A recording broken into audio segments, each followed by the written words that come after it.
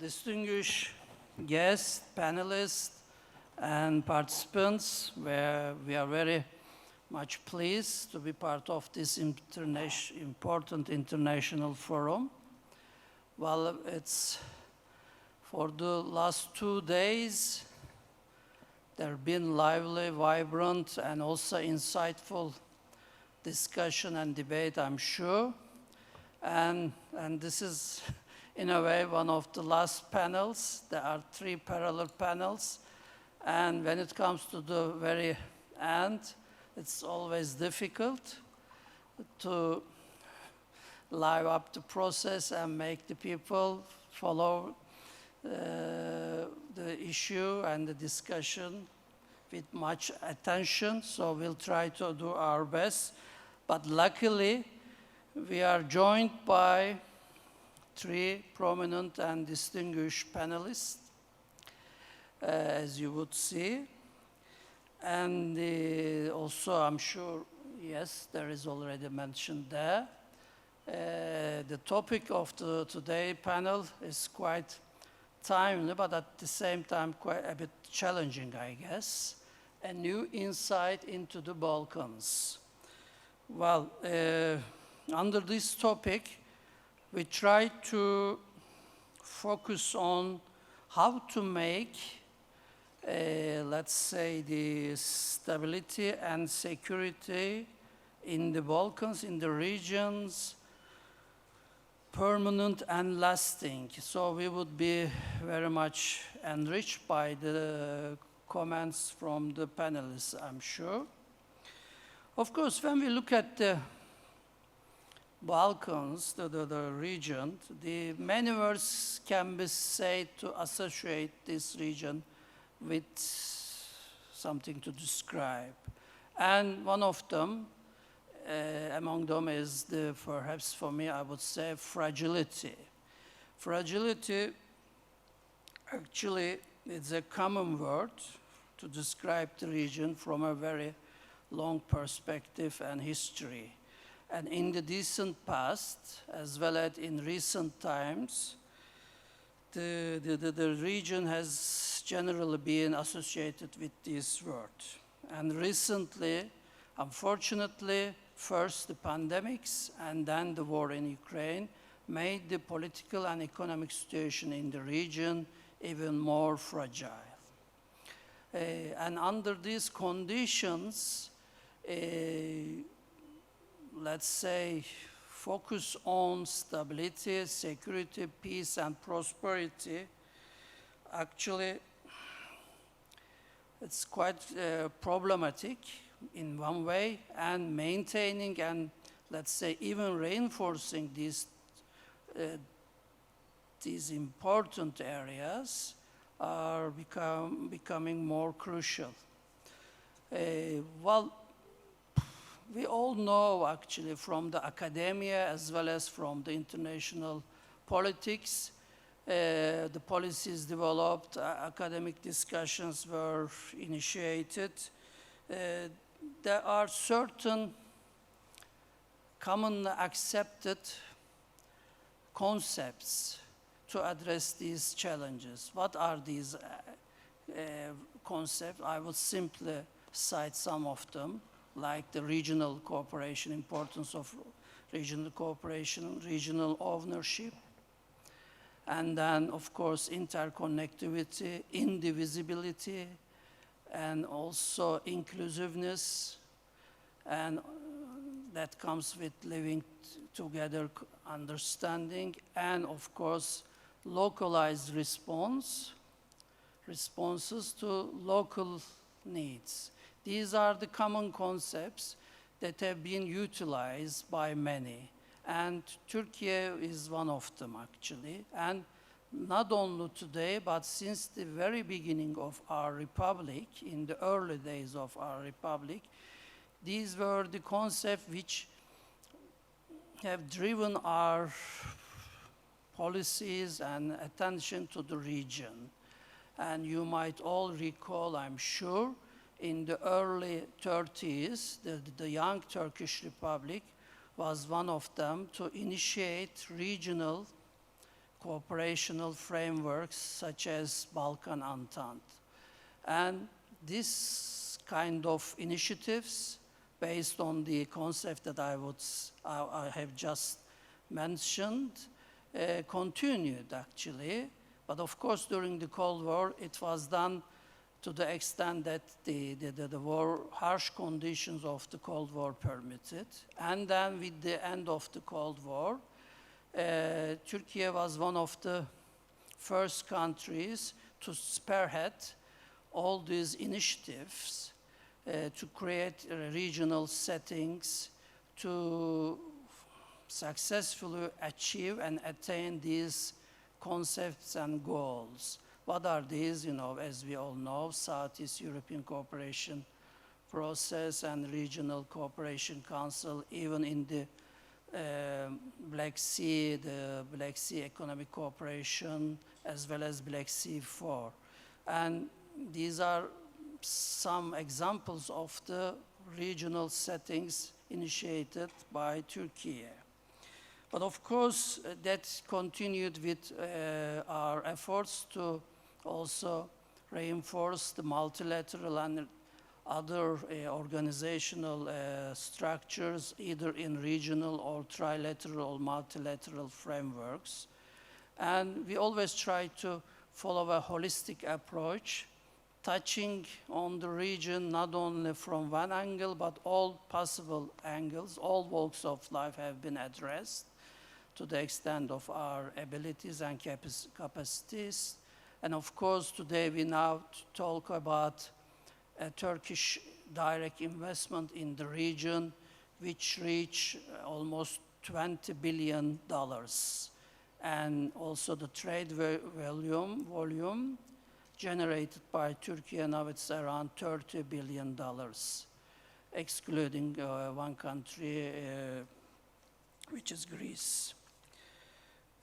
So, as I said in the beginning, the Turkey is always trying to follow a holistic approach, and in this pursuit, we always try to promote the membership of the whole countries of the region. And when it comes to the membership of the countries in the all international and regional settings, of course, EU is no exception to this. But of course, before concluding my short introduction, we would always say, giving all these concepts, especially the indivisibility of the region, creating certain, unfortunately, artificial terminologies such as, you know, the Western Balkans. Unfortunately, they run. They serve nothing but run contrary, running contrary, actually, to the spirit of all these concepts, the achievement of this concept, as well as has no, unfortunately, use for a common future based on peace, prosperity, security, and stability. So these are my first words and comments as a moderator. With this, I would like to start with our dear professor, Mr. İrfan Ülger. He's from Kocaeli University. He is an expert in the Balkans as well as security issues. I think he will be talking about peace and security in the Balkans with some theoretical explanations. So we are all ears with you. Thank you. Thank you, Mr. President. Professor. I want to emphasize that I am happy to participate in this event. The title of my presentation, Preserving Peace and Security in the Balkans. Firstly, main characteristic of the Balkan region, and also secondly, major threat in the Balkan region will be discussed in this perspective. The border of Balkans, firstly, also Balkan, known Balkan Peninsula, is a geographical area in southeastern Europe, various geographical and historical definition. Two different definition of the border of Balkan, where the border begin and end. The narrow definition, successor state of the former Yugoslavia, Thracian part of Turkey, Bulgaria, Albania, Greece. Broad definition of the Balkan region. Romania, Moldova, the north of the Danube are also included in the Balkan. When looking at the ethnic map of the Balkan, today Balkan, one of the most heterogeneous, most complex region in the world in terms of ethnicity, religion, and sect. The Balkan is geography, Hasan mest, Islam and Christianity, Orthodoxy and Catholicism meet and diverse. Political stability. Okay. Aha, okay, tamam.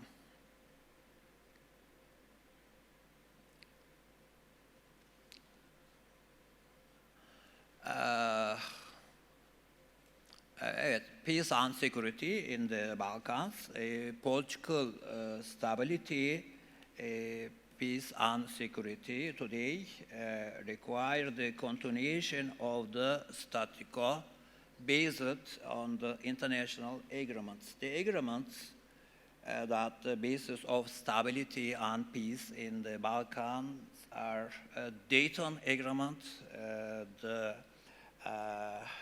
Ohri Agreement, Stability Pact of the Southeast Europe, and the 2008 Ahtisari Plan. Today, Balkans are experiencing a change, a kind of transformation, one after another. Balkan countries are joining or making effort to join Western-based political and economic cooperation organization. The accession of the countries of the region to NATO, important for the protection of border and territorial integrity.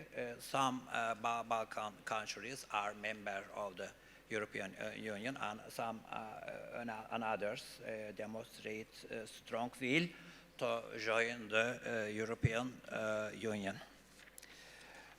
Preserving status quo in the Balkan-based international agreement is of vital importance. In this context, I would like to make clear that the activities of the multinational peacekeeping force, multinational force in Bosnia-Herzegovina and Kosovo reinforce security and stability in the Balkans.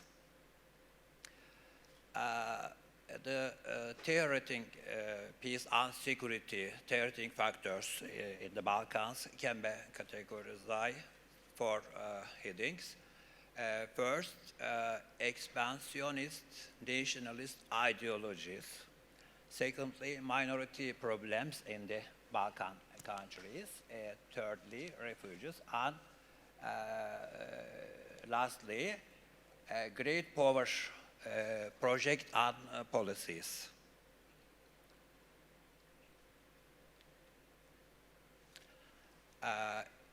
Irredentist nationalist movement posed a pejorative peace and security in the Balkans.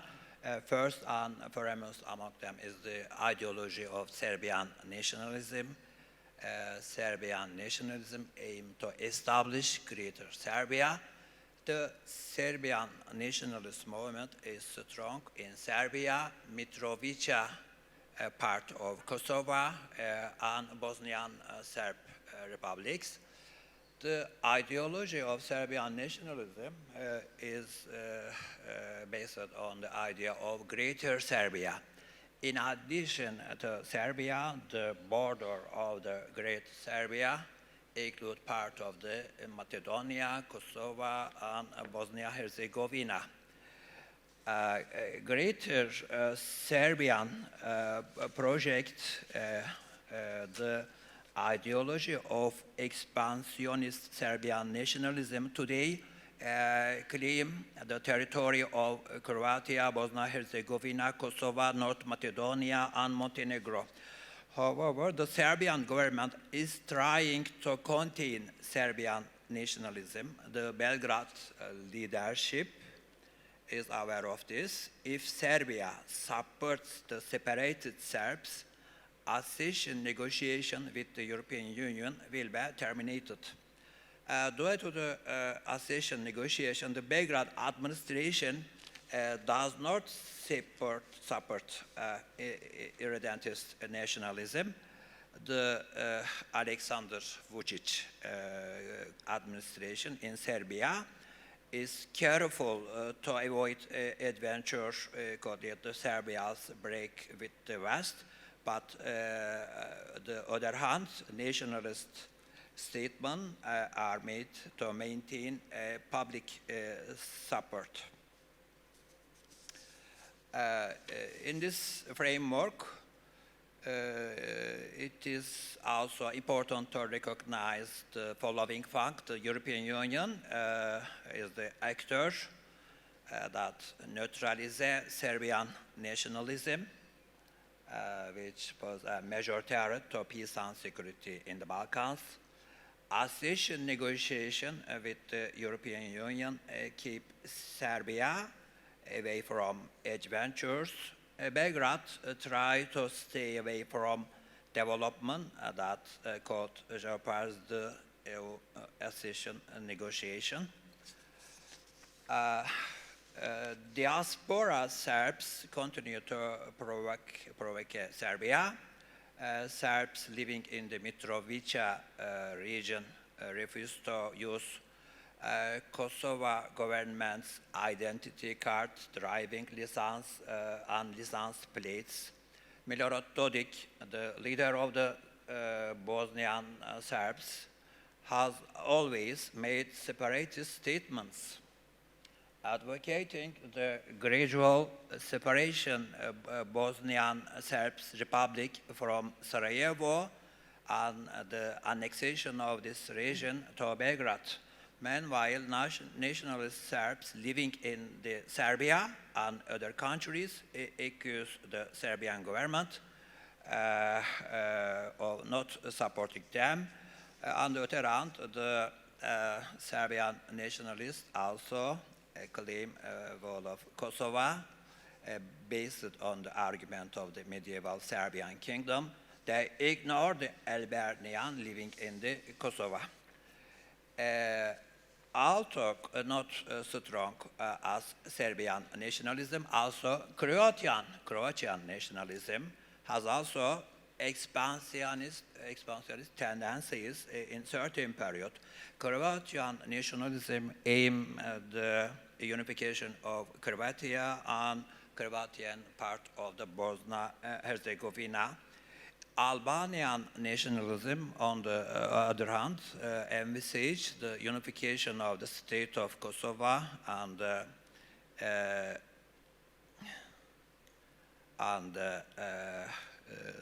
Albania, thus the establishment of the Greater Serbia. However, the Ahtisaari plan stipulates that geographical Kosovo should not be divided, should not be work with another state. In April 2021, a mysterious report caused great concern in the Balkans. The document, which was attached to the Slovenian Prime Minister Janez Janša to the European Council Minister Charles Michel, was titled Western Balkan, One Step Forward. The report in question advocate the division of the Bosnia-Herzegovina and establishment of Great Serbia, Great Croatia, Great Albania in order to ensure lasting peace and stability in the Balkans. When the report came to the agenda, the European Council President Charles Michel, upon question with journalists, said, this is not official document, but academic study. Today, Croatia, Albania nationalism are seen as potential threats in the Balkan geography. Serbian nationalism, on the other hand, poses a real threat to peace and security in the Balkans. The most concerned indicator of this following, when the Ukrainian war break out in Belgrade. Belgrade was only a European city where weeks and months mass demonstration in favor of Russia take place. Cultural ties and close relation between Russia and Serbia make it easier Moscow to use Serbian nationalism to destabilize the Balkans. The second threat in the Balkan region, minorities, with the exception of Slovenia, all the Balkan countries have minority groups, different in terms of ethnicity, language, religion, and sect. The number and status of minorities vary in each state. As an example, Macedonian Albanians have gained the right to participate government with the Ohri Agreement. On the other hand, the European Union member Greece, the fundamental rights and freedom of the Western Turks are restricted. In some Balkan countries, minority rights protection is based on Council of Europe's convention, Framework Convention on National Minorities, while others discrimination continue. Minorities pose a potential threat in peace, security, and stability in the Balkan countries today. Third threat in security is refugees. Following the Arab Spring, refugees seeking to migrate to Western Europe said Balkan as a way of station. The European Union wants to preserve irregular migration by putting pressure on the Western Balkan countries. Both European Union member states and non-member states in the Balkans have been deeply affected refugee problems. In 2023, Croatia became a member of the Schengen area, and its mistreatment of the refugees was reported in the media for this.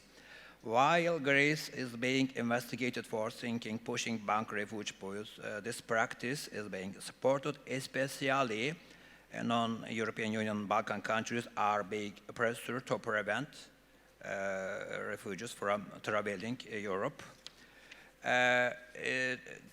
Third threat in the Balkan security, the influence of the great powers. In this framework, I would like to draw attention Russian provocation against the Serbs. There is a parallel link between the increasing US and the Balkan countries NATO membership. The European Union, on the other hand, see Western Balkan as a potential expansion area. The European Union prefers the term Southeastern Europe instead of Balkan. According to the European Union, the countries of the region have the status of the potential European Union members. full accession negotiation with Montenegro started 2013 and Serbia 2013. Accession negotiation with North Macedonia and Albania in 2023. The countries lagging behind the European Union process in Western Balkans are Bosnia-Herzegovina and Kosovo.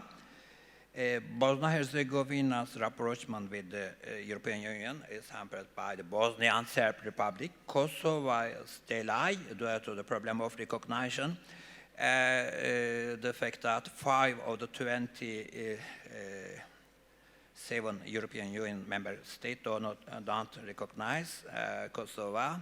So, but this is slowed down European Union cooperation. Okay. In this framework, Russian influence, Russia uses instrument of pan-Slavism, Orthodox patronage, energy dependency, also use natural gas energy dependency. Russia aims to unite all Slavic peoples under the leadership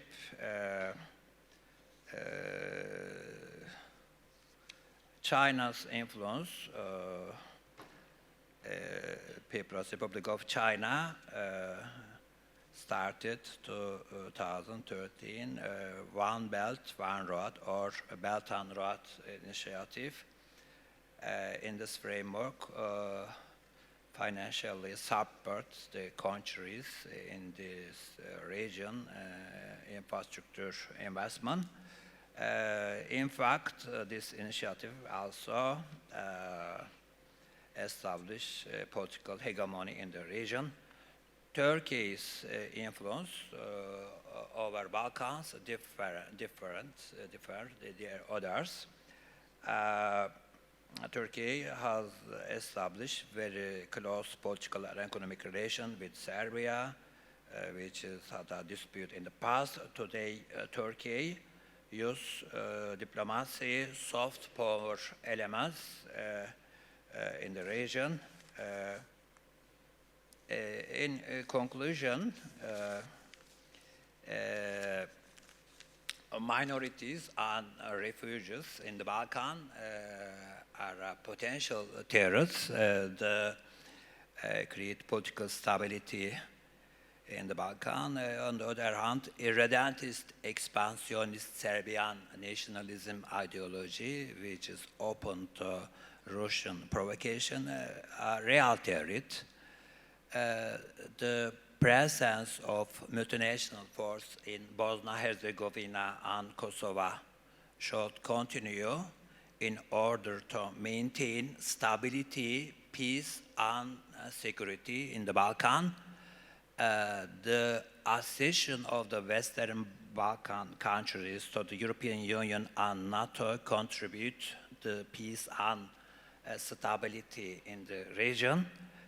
Serbia's accession negotiation with the European Union limit the influence of expansionist Serbian nationalism in the region. As a NATO member and European Union negotiating country, Turkey supports the Western Balkan, NATO and Western Balkans, NATO and European Union membership. At the same time, Turkey is pacifying expansion Serbian nationalism by using soft power instruments. Thank you for your attention. Thank you, dear Professor. Well, Professor Ülger, in his presentation, actually, it was quite informative on the recent history as well as the current developments of the region from a perspective of, let's say, security and stability nexus, and also he also briefly touched upon the importance of the issue of ethnicity and minorities and their impacts on the region when it comes to security and stability. Thank you once again. Now we will move to second panelist, Mr. Reynolds. Mr. Reynolds is an independent advisor on international and multilateral relations, security and international economics.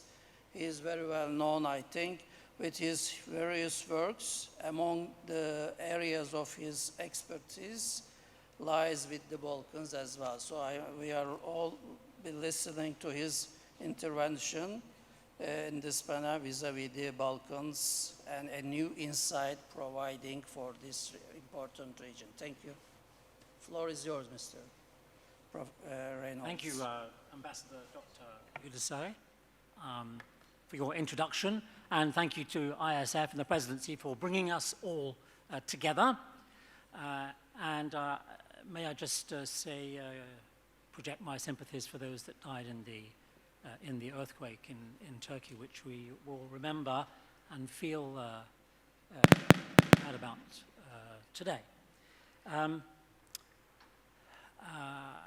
I will be talking about the context of the more recent conflict and friction in the region. Let me just start by saying that the Balkans, as some people say, or when people talk about the controversies, they're talking about the 6 West Balkan countries which are not in the EU. You might say Southeast Europe or former Yugoslavia. This is a part of the world which has been, if you like, it's a region on the way to somewhere else. It's a region where wars have been fought on behalf of someone else. And this is at the heart of the difficulty and the difficult history. The end of the Ottoman Empire in the region was very messy. People say that in July 1914 was the last chance for peace, which passed partially due to, partially accidentally you might say, due to Russian intervention. And let us hope the chances for peace have not yet again passed as they did then. But the region after World War II was, as Margaret Thatcher said, the purpose of Yugoslavia is to keep Germany from the southern seas. And this meant that the Yugoslav conglomeration was supported both by the Soviet Union and by Western powers.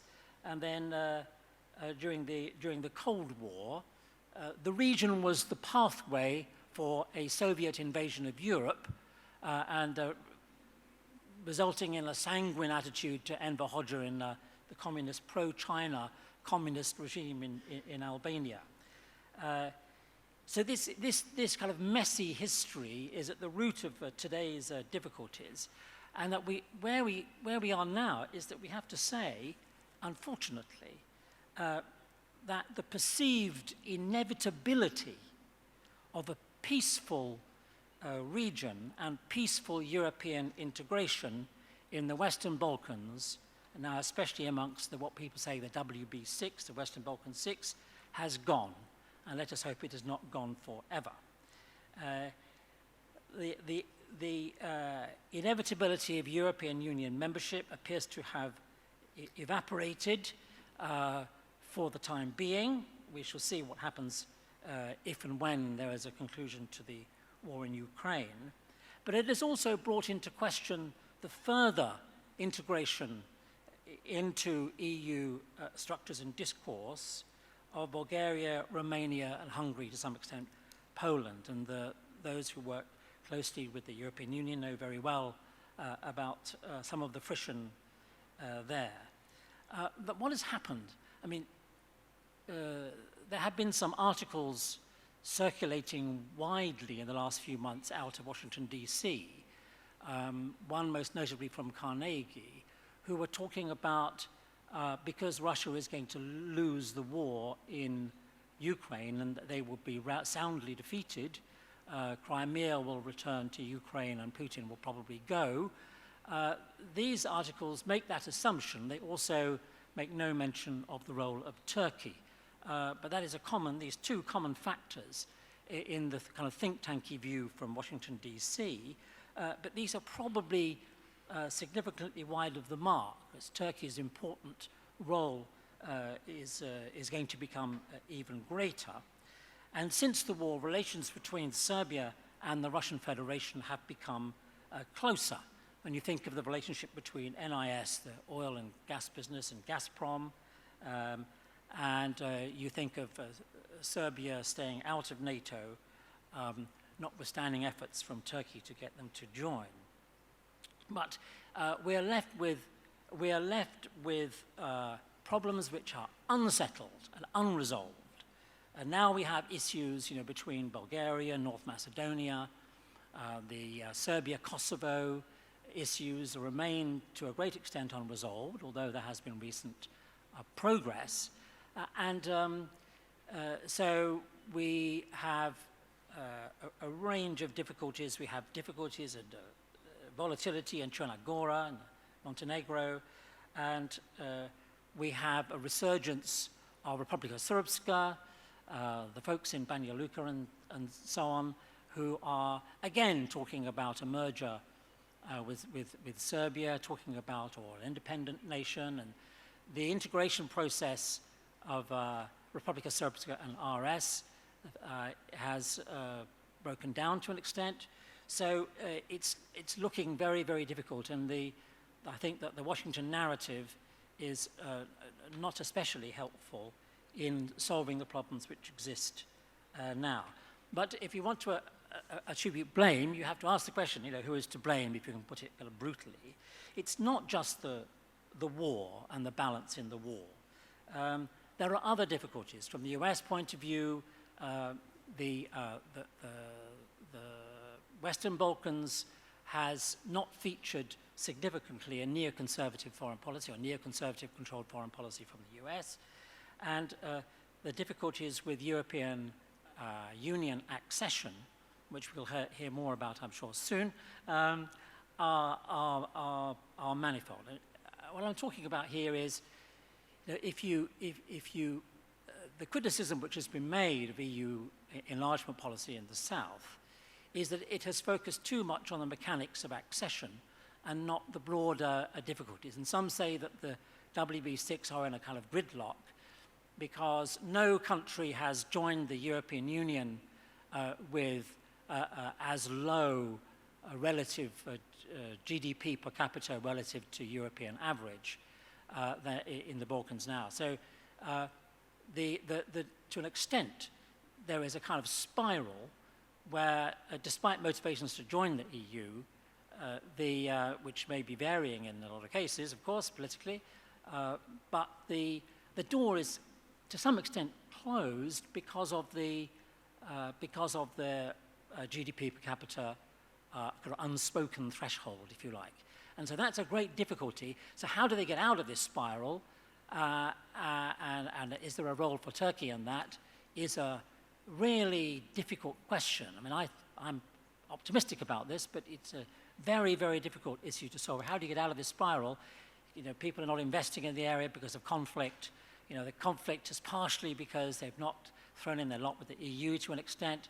And so you've got this spiral where you can't develop, and you need to develop to get in. So you've got all of these kind of gridlock situation. I think that Turkey has a role in unblocking that. Just two final comments, really. One is just on the hydrocarbon sector. I mean, let us not forget that obviously oil and gas has been a big factor in the war in Ukraine and affecting the rest of Europe. And global markets are changing. Look at Iran and Saudi Arabia and Syria and so on. The global markets are changing with China's growth and so on. So the hydrocarbon sector, despite the environmental issues, is a major factor in the region. And after the Nord Stream interruption, shall I be euphemistic? Interruption.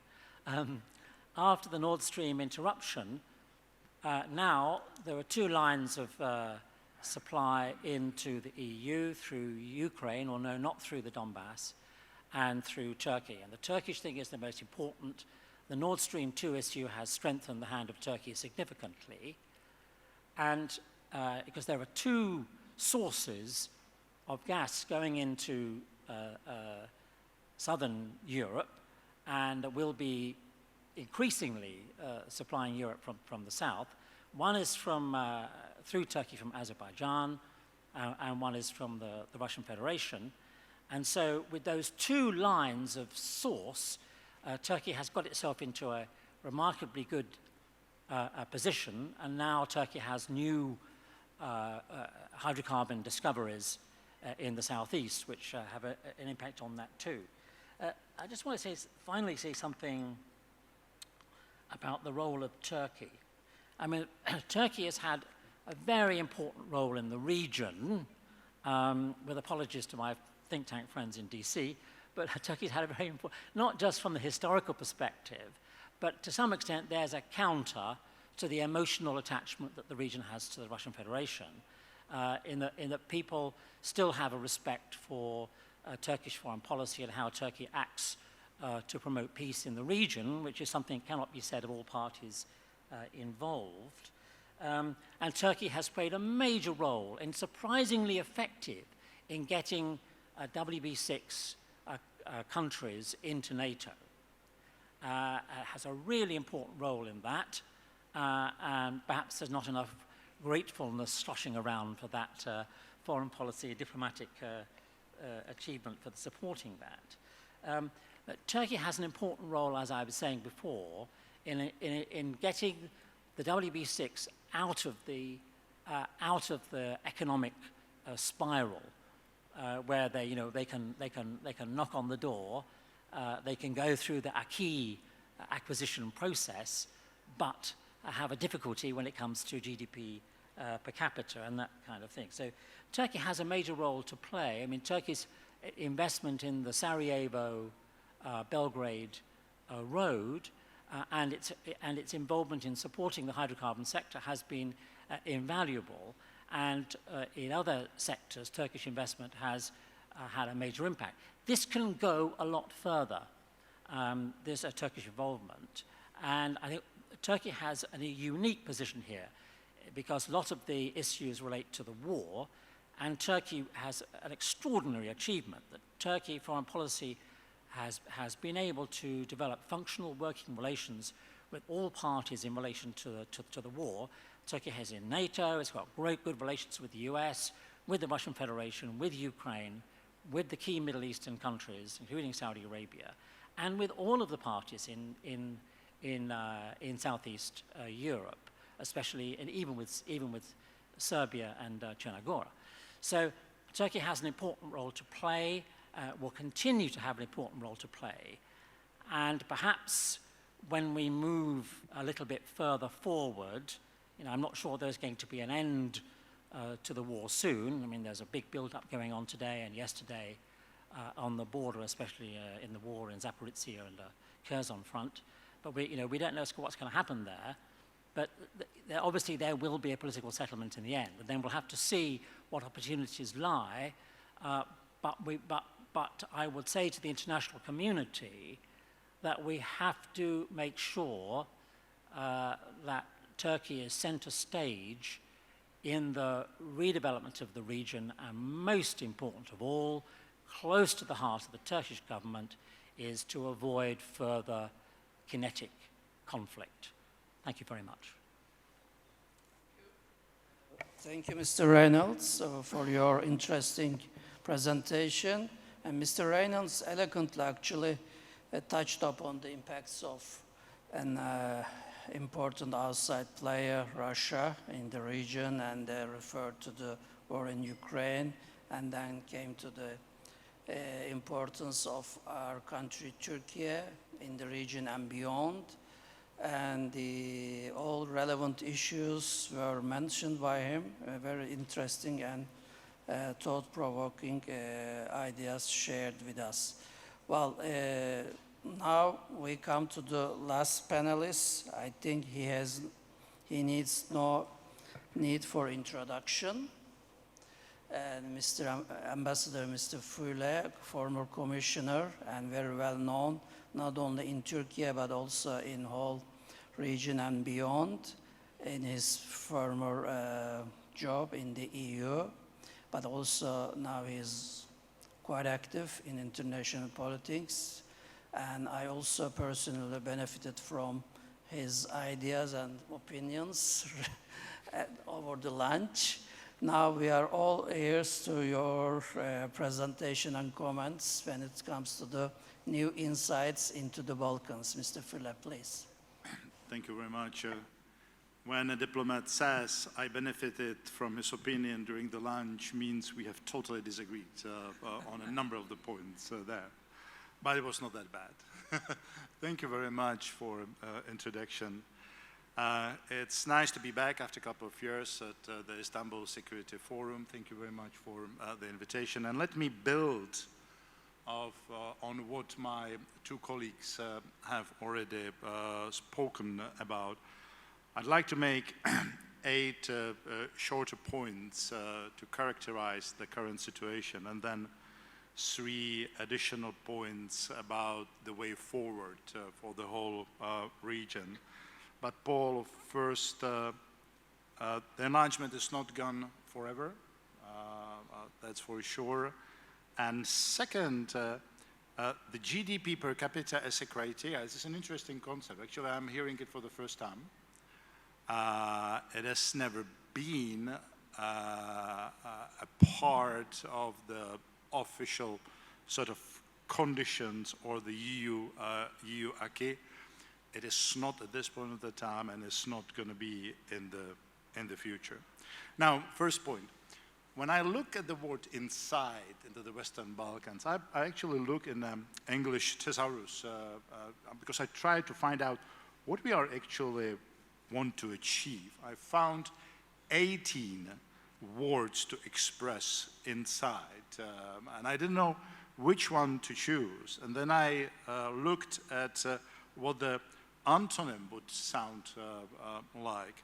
It's ignorance. And then I looked at the region, and I think we are somewhere in the middle between all those meaning of the words of inside and ignorance.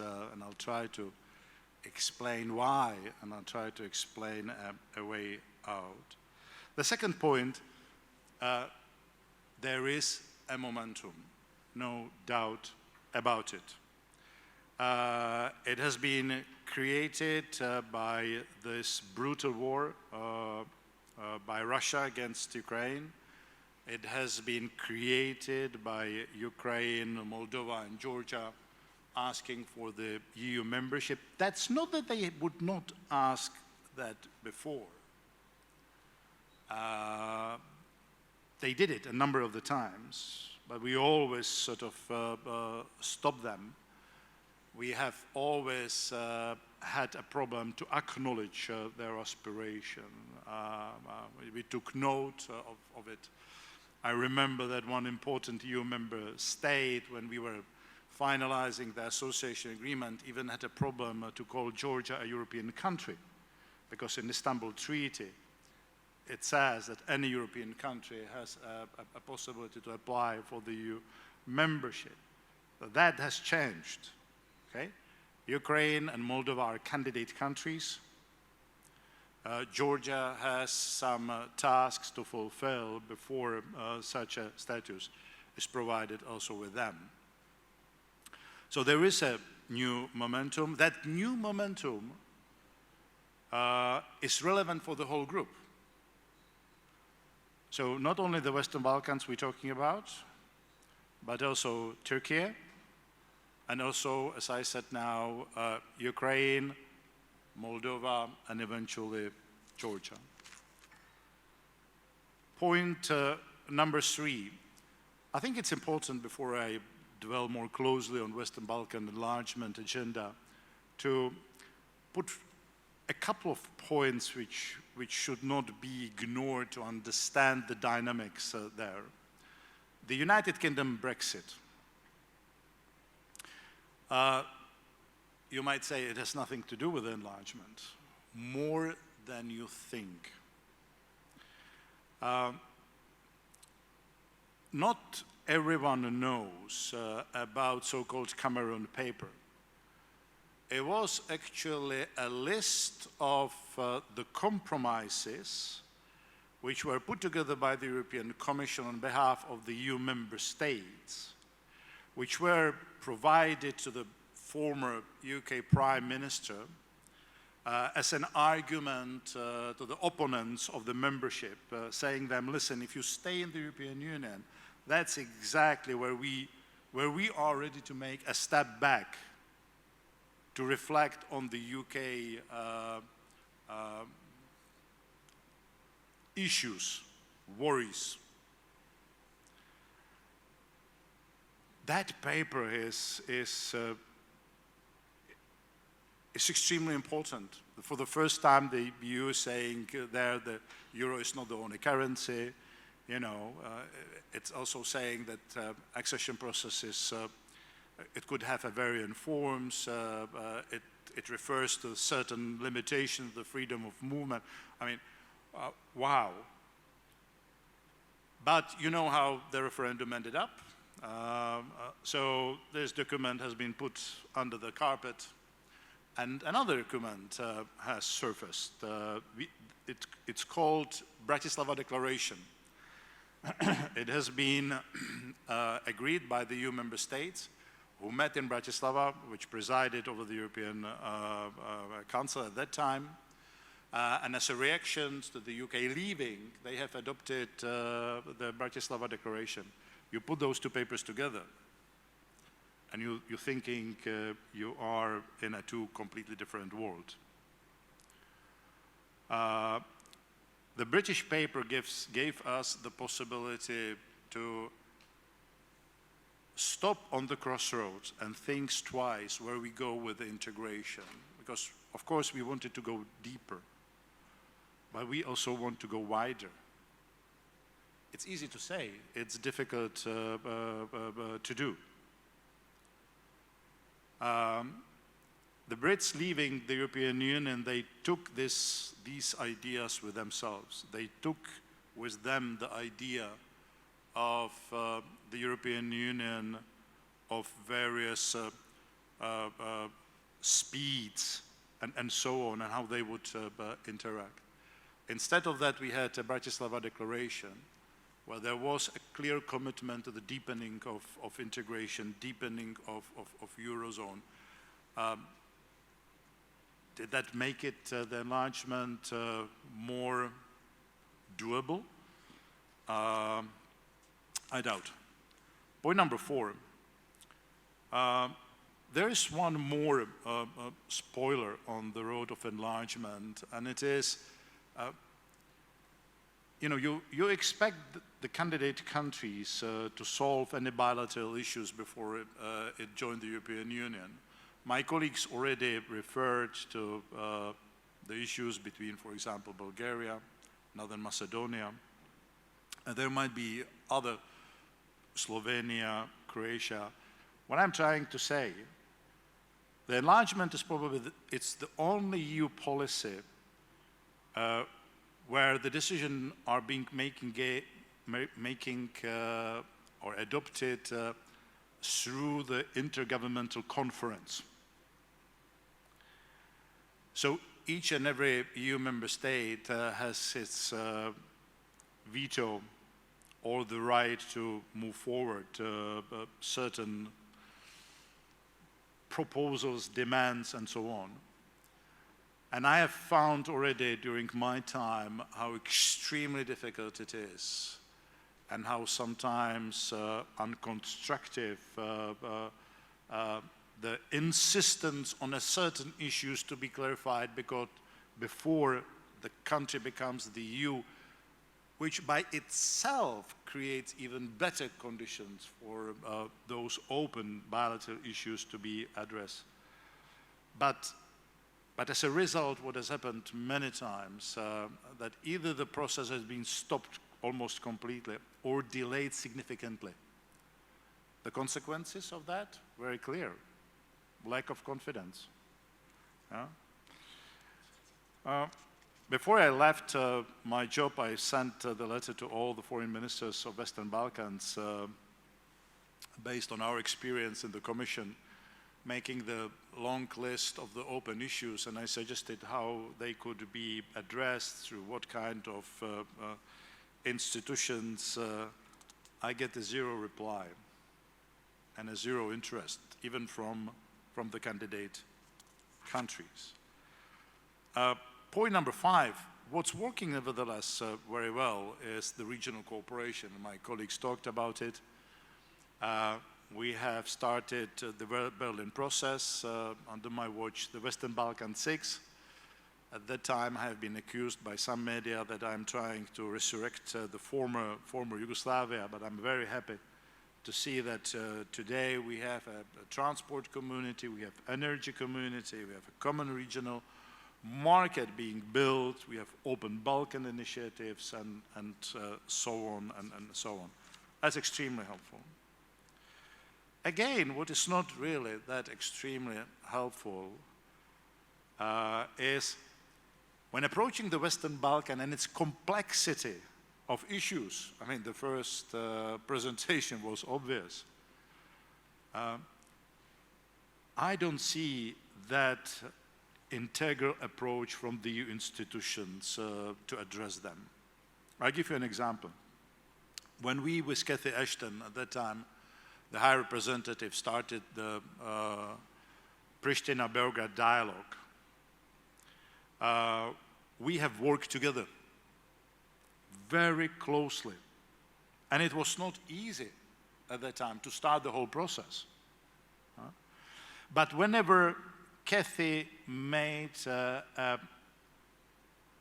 progress on getting some kind of compromise from both sides, I was able immediately to offer some kind of step forward on the accession process. And it worked. I was very surprised when I already was not working in the Commission, in the Visegrad Group meeting with the Western Balkans and with the new High Representatives, hearing from her. And I have a message to Belgrade and Pristina: we are ready whenever you are ready to resume the dialogue. Gosh. I mean, I approached my colleagues and I said, listen, they have never been ready.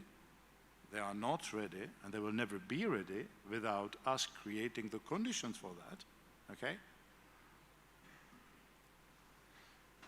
Miroslav Lajčák, my very good friend and former colleague, he's now trying his utmost, but again, he will never be able to make that trick of substituting the seamless cooperation between the External Action Service and Commission.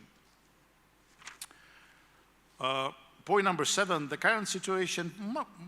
When someone looks at the current situation, it actually does not look that bad. Montenegro, Serbia negotiating, Albania, North Macedonia actually starting the screening process, starting the accession process. Bosnia-Herzegovina, a candidate, having 14 key priorities to open the accession negotiation. Kosovo finally got the promise on visa, but from the 1st January 24, with the exception of Turkey, the last report unfortunately says that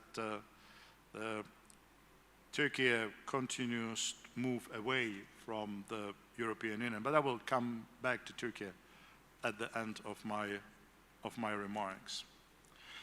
But when you look again at this picture, you would understand that it's extremely painful. It lasts much longer.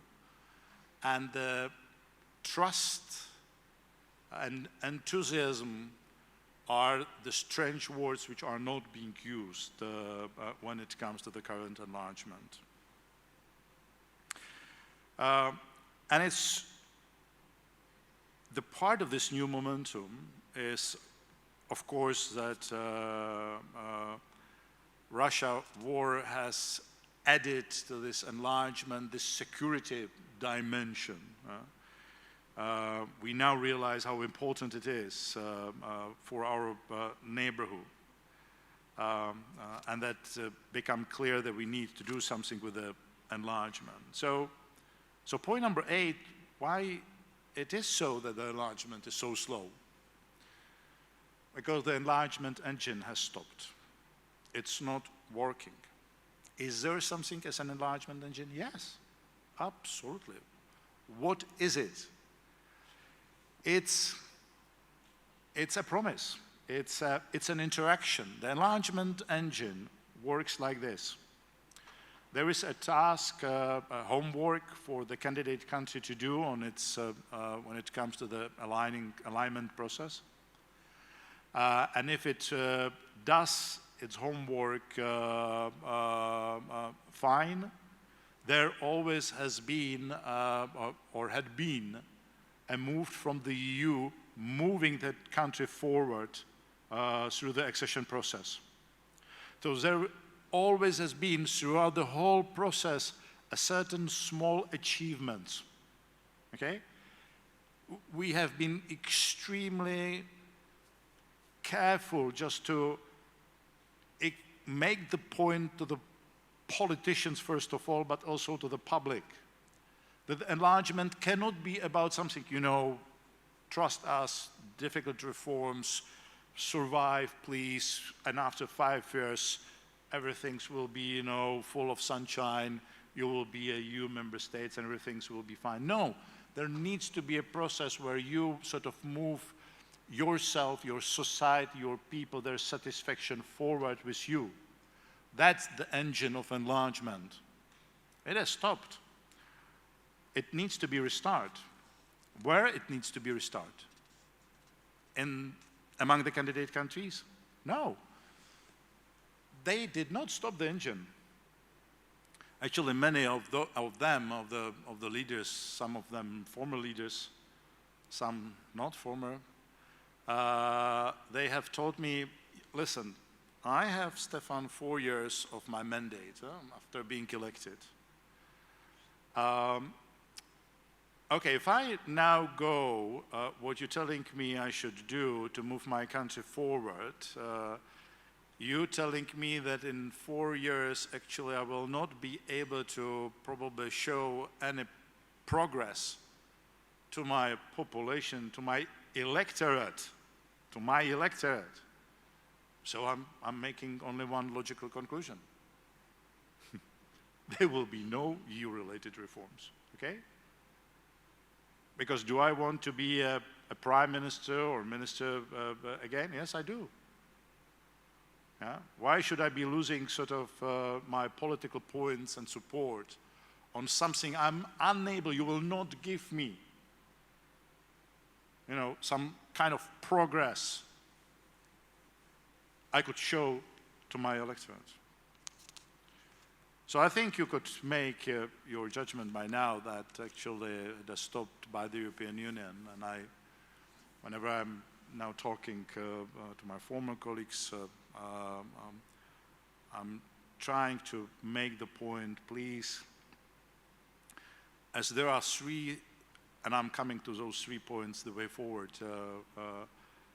let us first address why this engine has stopped, and let us first address not what the candidate countries needs to do to fit the European Union, but what the European Union needs to do to be fitted to have the new members becoming an effective and full-fledged members. Right? Because it's the European Union which is reluctant under the current way the European Union is working to have additional members. Yes, I'm even on the record somewhere saying that actually there is one candidate country. If he has the fully committed government, might make it the European Union as we know it, the European Union as we know today. It's Montenegro. Small, actually little implications for budget, not that huge implications for the decision-making procedures and so on. But what about the rest? So the first point which needs to be done is in the EU, the member states need really to be extremely open and brutal and frank to put on the table what is required, in their opinion, to change in the European Union, that it could have the new members and it's still functioning and working. Second, it needs also a new approach to the enlargement. You might say, after so many enlargement commissioners, there is no room of improvement. There is always a room for improvement. And those who really like to dig in deeper, there has been an interesting article from Pierre Mirel. He was a Director General of DG Enlargement when I was privileged to be a Commissioner for Enlargement and Neighbourhood. And he has been talking about a gradual accession involving the candidate countries gradually as they would fulfill their alignment task with the EU policy and the EU resources beyond the EU enlargement. I mean the structural fund and so on being at their disposal gradually, so that these new member states might achieve, if not the same, then similar level with the rest of the member states sooner. And the third point which we need is actually President Macron's idea about this platform, this political platform, the European political platform, which I try to say that not everything what's coming from the French president is a bad idea. I'll take it as a joke, not seriously, of course. Why? Because this would be the only platform on a European continent where the member states and the candidate, aspirant, and interested countries could meet each other on equal footing. Once you are aspirant country, you aspirant country, then you candidate country, then you accession country. You have in front of you 7, minimum 10, 12 years, okay? All the time, it is a relationship between professor and student. All the time, you being looked at as someone who is still not, doing his homework properly, who still has a lot of things to do, to achieve the same level. So because this process is that lengthy, we need to have that platform where any country from the Western Balkans, any other interested country could talk to the member states on equal footing and not actually being afraid of thinking about whether all the homework will be done or not. The final point on Turkey. Do you want to be a candidate country or a key partner? You cannot be both. You cannot be both. The decision is up to here. I'm still, when I joined the Commission, there was most of us, surprisingly, most of us believed that Turkey could and should make it to the European Union. Today, I'm in a minority, actually a very small minority. But whatever you choose, I think it is important, and Paul has talked about it very well, so I'm not going to repeat it. We need to find a way, how to work with Turkey, with its regional interest, with its investment in the security in this neighborhood, make sure that you are not being a stranger of this process, but being a part of this process. Thank you very much for your attention. Thank you, Ambassador Füle. Well, thank you also for your insightful comments and evaluation on the EU dimension of the Balkan states, and also you refer to my country. Well, as a general observation, I would always suggest the EU experts to use new analytical tools, perhaps, since we are joined by academics, in order to better and holistic understanding of the states in question. And I would always suggest social constructivism, because this tool provides facilities and possibilities to better understand the mindset of the countries and the people and how they feel when faced with some unwelcoming attitudes from the other side. So I'll stop with this short comment. Once again, thank you for your valuable, insightful comments. And now that comes to the end of the discussion and panel. If we may, perhaps we could have one or two questions from these participants, distinguished participants. So we can start if there is anyone willing to ask a question. Short questions, if possible, please. Right. Yes, a lady and this gentleman. There.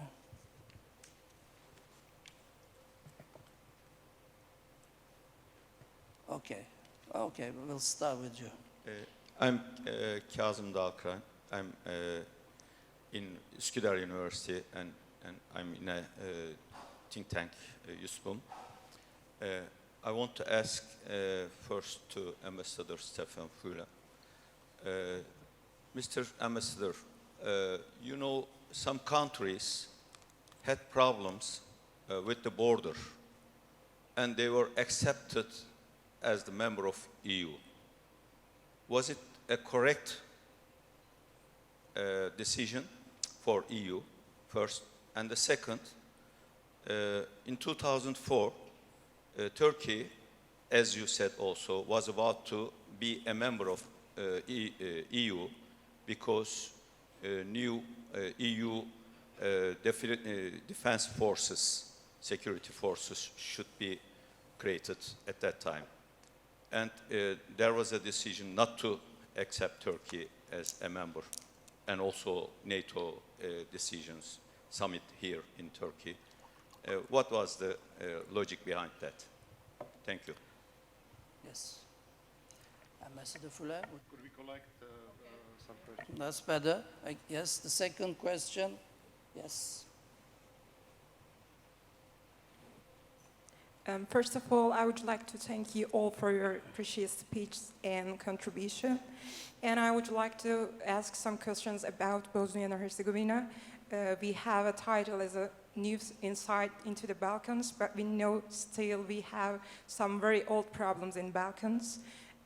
For example, Bosnia, as a small universe of Balkans, after Dayton Peace Agreement, people still face with problems regarding that agreement. And they also talking about new reforms or a completely new agreement after Dayton, especially during that peace time. So what do you think about that kind of demands and speech, especially this last situation after election period? You know, Schmidt's offer as a high representative, a new election regulation for Bosnia and Herzegovina. So what do you think about that Dayton Peace Agreement, a reform they need or a new agreement they need? Thank you very much. Okay, thank you. Well, Mr. Ambassador Füle, would you like to start with the first question? There is another one? There was a third guy. Really? Where? I couldn't see. We are the third last question. He shied away. Okay, he's there. The first one. Is it Okay, possible really? to still ask a question? Please, short, Terrific. please, if possible. Okay.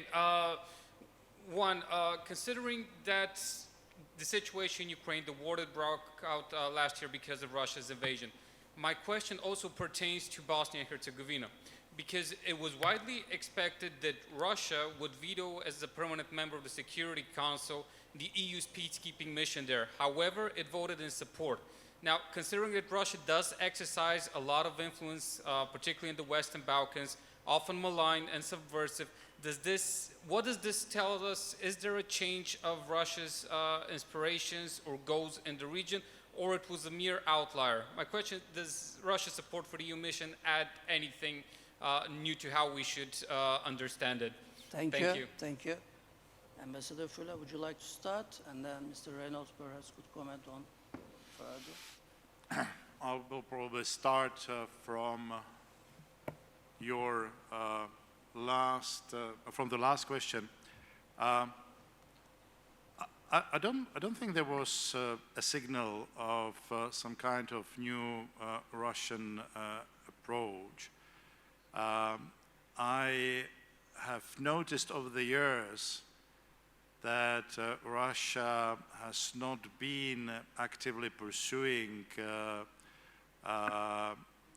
the efforts to derail the Western Balkans from joining the European Union. What I have seen, on the contrary, was a lot of Russian activities in some candidate and aspirant countries, just making sure that once they become the EU member, they will become the EU member with all that Russian assets to be a part of it.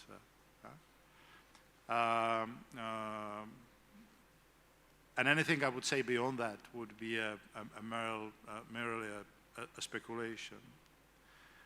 Now, the two other questions are, of course, extremely sensitive. I think we all understand that the Dayton peace plan needs to be interpreted, being signed at an appropriate time under the appropriate circumstances. I think it has been foreseen that through the European process, which could be the other words for joining the European Union, that would be transformed into a completely different basis for the country to work as united. I have been myself trying to work very hard, particularly when it comes to the reform of electoral process.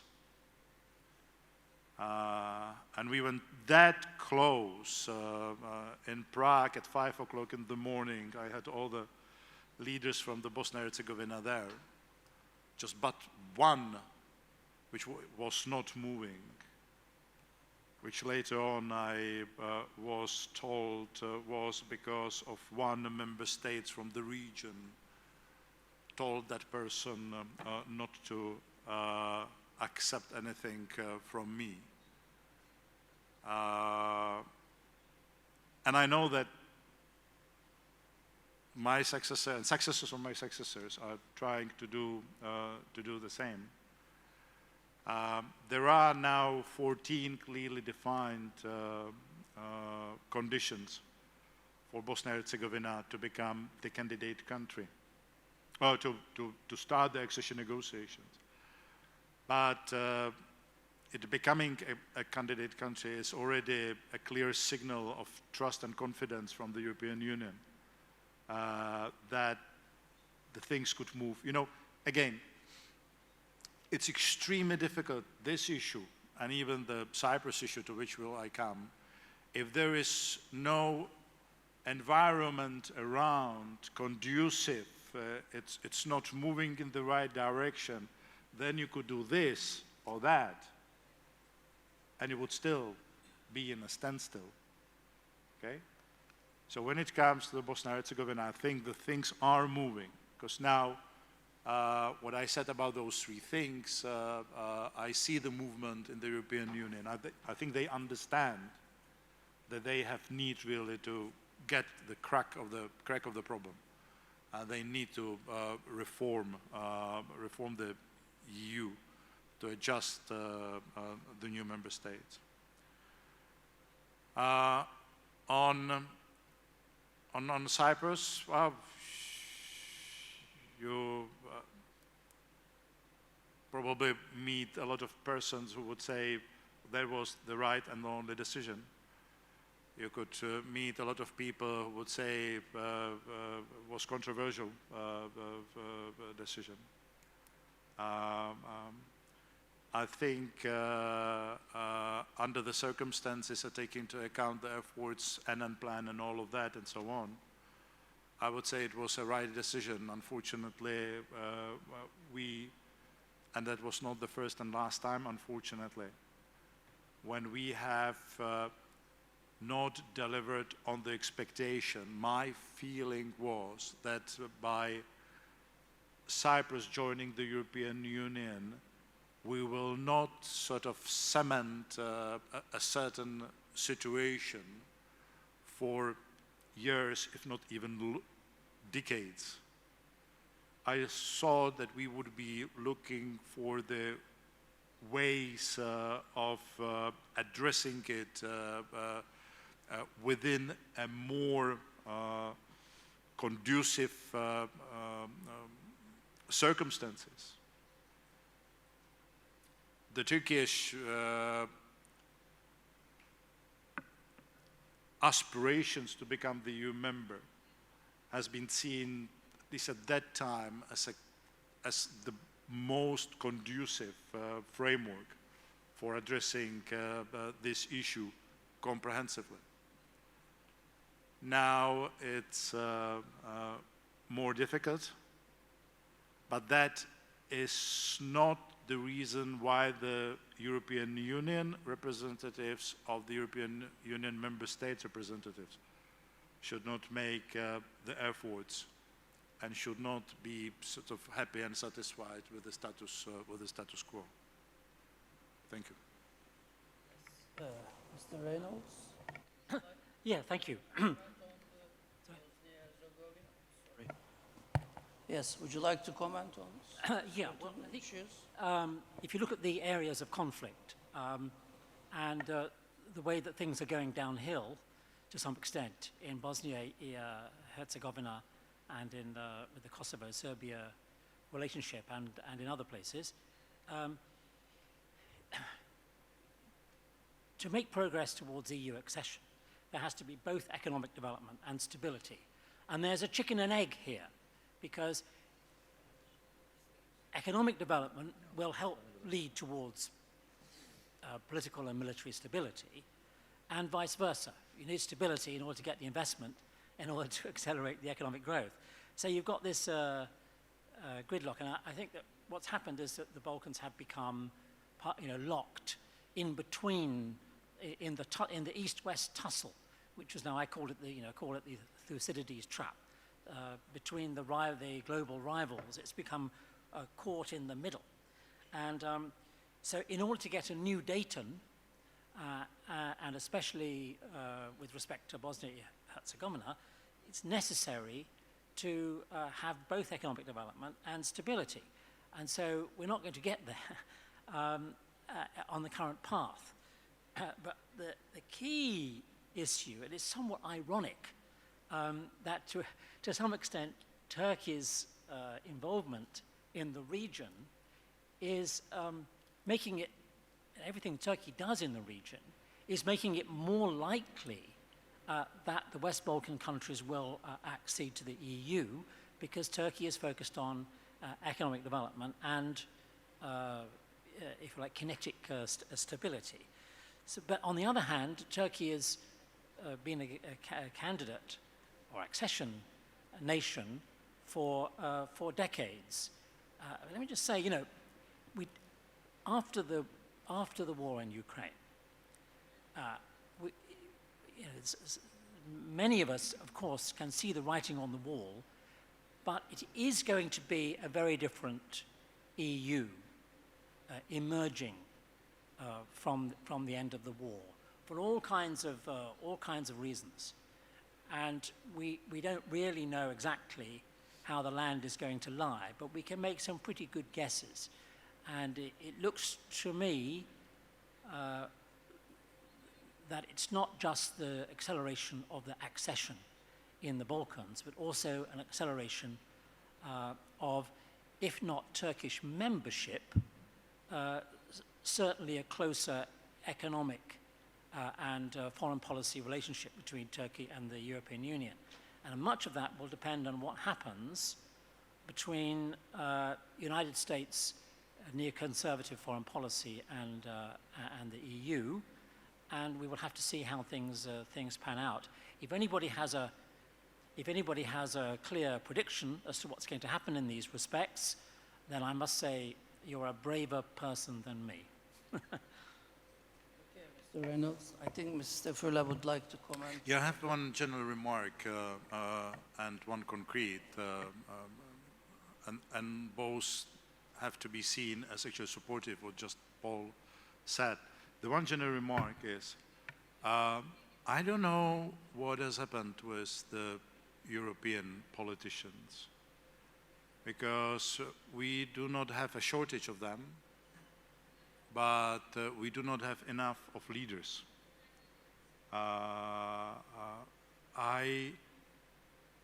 Particularly after the Crimea was taken over by Russians, and I was at that time putting forward my candidacy for the OSCE job, was traveling through Europe and of course also visiting the EU and NATO countries. I was really surprised the people having, with a few exceptions, not only willingness sort of to go beyond just absorbing the new developments, but even to think and analyze them. I was very concerned by the fact that actually all those years in our relationship with Russia, where we were unable to have a consensus or high ambitions when it comes to the relationship with Russia, we on the other side were always sort of waiting and looking for the ball Putin was throwing in our direction. And the only things we can do was going after that ball, you know, returning it to Putin, and then the same sort of appears. I mean, what has happened with the politicians? Is it some kind of malaise after the Second World War, where the politicians still have not been able, they thought that the European project itself sort of would generate a momentum of the peace and stability, that there is no need to make a personal sort of sacrifice and fight for it? I don't know, I don't have a clue, yeah? But it's obvious that we have that problem in Europe. And then the concrete suggestions. President Vučić. I hope I'm not going to reveal a big secret. He was not a president, he was not even a prime minister. He was not even at those elections. He put him in the spot. And we sat together. And he, you knew whom he represented, what kind of political party. So in a very private discussion, we have been talking about the relationship between Serbia and Kosovo, Belgrade and Pristina. He asked me a logical question: what shall I expect is going to happen? What will be the EU position? Are you going to help me, or are you going to make troubles for me? And this was at that time that I tried to explain him how it could work. Years ago, we have already determined the whole process and end game of that process. I was keen to explain him the only way forward would be Serbia and Kosovo walking on that stairs of accession together. Not at the same level necessarily, because the enlargement process is based on its own merit, okay? But it is important that, and particularly the technical and political negotiations between Belgrade and Pristina, you know, that each time that they reach a certain settlements and that they are sort of moved forward. So it's not only acquis related, but it's also related to addressing the bilateral issues. Then, number one. Number two, I said, we cannot ask you, I'm not in the position to ask you to formally recognize Kosovo because I have the member states who do not recognize formally Kosovo, okay? But what would be important is some kind of legally binding agreement between Belgrade and Pristina at the time of your accession, which would normalize the bilateral relations. And three, there needs to be a certain understanding that if, by following the logic of the stairs, you be the first one, you will not be blocking Kosovo, as we have seen a couple of times, as I tried to explain earlier. So you see how important addressing the bilateral issues, how important it is to link them with the EU process. And whenever that link is compromised, is put on standstill, then the problems are not being solved, the problems grows, and we all have problems. Thank you, Mr. Füle. Well, I think I'm afraid we have exhausted the time allocated to us, but I think we should give a big applause to all the panelists here for their interesting debate.